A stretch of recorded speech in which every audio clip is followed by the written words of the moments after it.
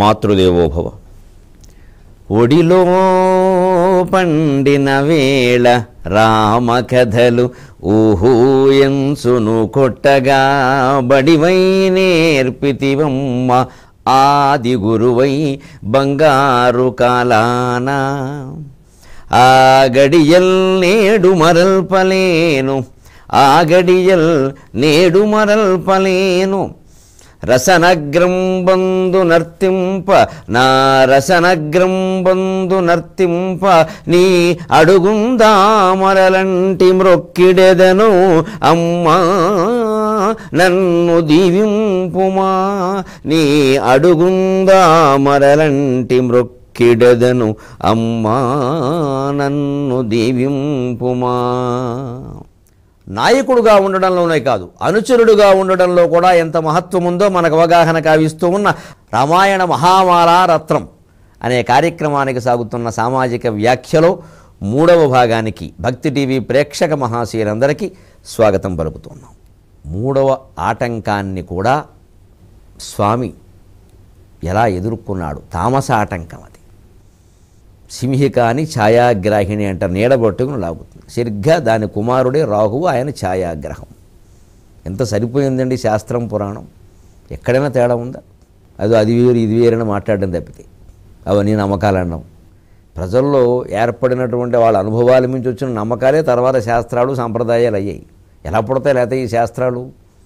భౌతికమైన పరిశోధన అంటే కన్నేనా బుద్ధేనా? ఆ కంటి చూపుకి పరిమితి ఉంది, బుద్ధికి పరిమితి ఉంది. నువ్వు అపరిమితాన్ని ఎలా ఊహిస్తావు? అసలు అర్థం లేనమాట.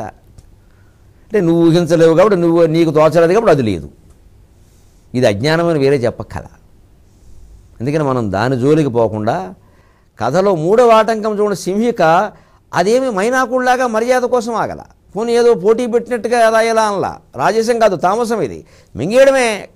అందుకే దానికి జవాబు హనుమంతుడు అది ఇలా కిందికి లాగుతుంటూ చూశాడు. ఏదో లాగుతోంది. ఈ తమోగుణం ఇది.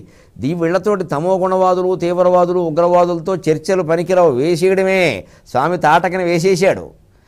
అంచే తాటకని తమోగుణాన్ని సంహరించాడు, అహల్యని సంస్కరించాడు, సీతను స్వీకరించాడు. కాబట్టే మైనాకుని నేను మర్యాదగా స్వీకరించాను, అయినా తర్వాత వస్తానని మర్యాదగా చెప్పా. ఆ రజోగుణ సంపన్నురాయన సురసతో సంస్కరించా. వద్దులే నీతో నాకు పోటీ అయిందికమ్మా, ఇదిగో నువ్వు అన్నట్టే నీ శరీరంలో ప్రవేశించి వచ్చాను కదా అన్న.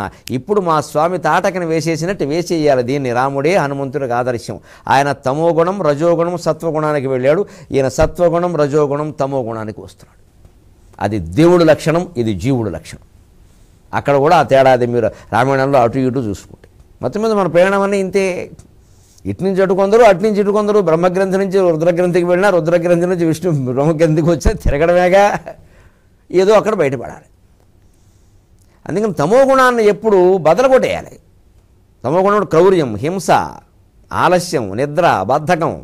వీటిని పొద్దున్నే లేవాలి అనుకుంటే స్ప్రింగు లేచినట్టు లేవాలి తప్ప లేద్దామా మాందామా, పాలవాడు వచ్చాడో లేదో అప్పుడే లేచి ఏం చేస్తాం అని కొందరు. పేపర్ వచ్చిందో లేదు, పేపర్ రాకపోతే లేవా ఇలా అనుకుంటూ మంచమే పడుకుంటూ అయినట్టే. ఇంకా లేవాలంటే స్ప్రింగే టక్కుమని లేవలసిందే. ఇంకా అదే తమో గుణాన్ని దెబ్బకొట్టే విధానం. అలా 21 రోజులు కనుక మనం లేస్తే 22 రోజులు నీ శరీరమే నేను లేపుతుంది. అందుకే దాన్ని దీక్ష అన్నారు. అది కొత్త గుణాన్ని అలవాటు చేయాలంటే 21 లేదా 40, ఇంక కొంచెం మందికి 40, ఇంక 40 దాటాక నేను ఒకటి ఇంకంతే అనవసరం. 400 వీళ్ళు లేవరు. వాడు సిగరెట్ 4 సార్లు మానేసే రకం. 4 సార్లు ఎలా మానేస్తారంటే మానేసి మళ్ళీ మొదలెట్టాడు. ఇంక వాడు మానేయడం అనేది ఉండదు. అలా ఉండకూడదు. అందుకని తమో గుణాన్ని ఒక్క దెబ్బ కిందికి దిగినట్టే దిగి స్వామి తన శక్తితో ఆ సింహకి లాగి గుండె బద్దల కొట్టాడంతే. చచ్చింది దెబ్బకి. గొడవలేదు, పో మళ్ళీ మా జోలికి రాక. వేషాలు వేస్తున్నావు, నీకేమైనా తాయిలం పెడతాం అనుకున్నావు. ఇక్కడ లాగు, ఇక లాక్కోపో. సముద్రంలో పడింది అంతే. ఇక దాని శక్తి ఉడికిపోయింది. హనుమంతుడి ముందు సరిపోలేదు. ఆ రకంగా హనుమంతుడు త్రికూట పర్వతం మీద కాలు పెట్టాడు. లంకా నగర ప్రవేశం చేశాడు. ఎదురుగా లంకిని ఉంది. విశ్వనాథ సత్యనారాయణ గారి భాషలో చెప్పాలంటే చమత్కారంగా ఎదురుగా ఉన్న గోడ మీద ఈయన కూర్చున్నాడు చిన్న కోతి రూపంలో. చెట్ల పళ్ళు తింటున్నాడు. మరి కోతి ఎంతేగా చేసేది. ఎవరో వచ్చో ఎవరు నువ్వు అందరు, మేము కోతులో పళ్ళు తింటున్నాం, నేనేం చేశాం అన్నట్టు. దాని సంగతి చూద్దాం. ఆయన అలాగే చెబుతాడు చమత్కారంగా. అలాగా ఎలాగా ఏదో నేనేం చేయలేదు. అదే వచ్చి వీడు గుద్దింది. స్వామి 2-3 గుద్దులు పడ్డాడు. తర్వాత ఒకటే గుద్దాడు. మనవాడికి ఒకటే బ్యాటింగ్, రెండో బ్యాటింగ్ తెలియదు. రీటేక్ ఉండదు హనుమంతుడి దెబ్బకి. ఒకటే టేక్ అంతే. హీరో కృష్ణ గారి నటనది. రీటేక్ అనే సమస్య లేదు, ఒకటే టేక్ అంతే. ఏదైనా కానీ అంచేది హనుమంతుడు అంతే, ఒకటే రీటేక్ లేదు, ఒకటే గుద్దు, ఓ గుద్దు గుద్దాడు, దెబ్బకి చచ్చింది. అప్పుడు అంది వెంటనే నన్ను చంపగల వీరుడు వచ్చాడయా, లంకానగరం నాశనం అయిపోయినట్టే, నిరభ్యంతరంగా లోపలికి వెళ్ళిపోమంది. అంటే ఆధ్యాత్మిక సాధనలో ప్రధానమైంది లంకాద్వారం పగలగొట్టడం, లంకిని గుండెలు పగలగొట్టడం. అంటే ఈ ఆధ్యాత్మిక సాధనగా ఆ లంకినికి ఇచ్చిన వరం ఇచ్చింది ఎవరండి? బ్రహ్మదేవుడు. అందుకని బ్రహ్మగ్రంథి విభేదం ఏ నమః అని ఈ స్వాధిష్టాన చక్రస్థానంలో ఉన్నటువంటి బ్రహ్మగ్రంథిని విభేదించాడు సాధకుడు. అదే లంకిని గుండెలు పగలగొట్టడం. ముందు ఈ రాజస తామస సాత్విక ఆటంకాలు తట్టుకున్నాడు, తర్వాత బ్రహ్మగ్రంథి విభేదం ఏ నమః, బ్రహ్మగ్రంథి విభేదించాడు, బ్రహ్మవరాలు. అదే లంకిని. బ్రహ్మదేవుడే చెప్పాడయా, నీ గుండెలు ఎవడు బద్దలు కొడతాడో వాడే లంకానగరానికి మొగుడని. వచ్చావు నాయన సంతోషం, వెళ్ళమంది తలుపు తీసేది ఇవ్వడం, దాని గుండె తలుపులు ఈయనే తీశాడు. అది పరాక్రమం. అవసరమైన చోట పరాక్రమం చూపించాలి తప్ప శాంతం వహించి చర్చలు చేయమని చెప్పలేదు భారతీయ సాహిత్యం, భారతీయ తత్వం. తనని పిలిచి కూర్చోబెట్టే వరకు జపమే చేశాడు, పిలిచిన తర్వాత గుండెలు బద్దలు కొడుతున్నాడు. పైగా ఆటంకాలను కూడా ఎవరిని ఎలా ఎదుర్కోవాలో అలా ఎదుర్కొంటున్నాడు. అందరికీ ఒకటే మందు ఉండదు.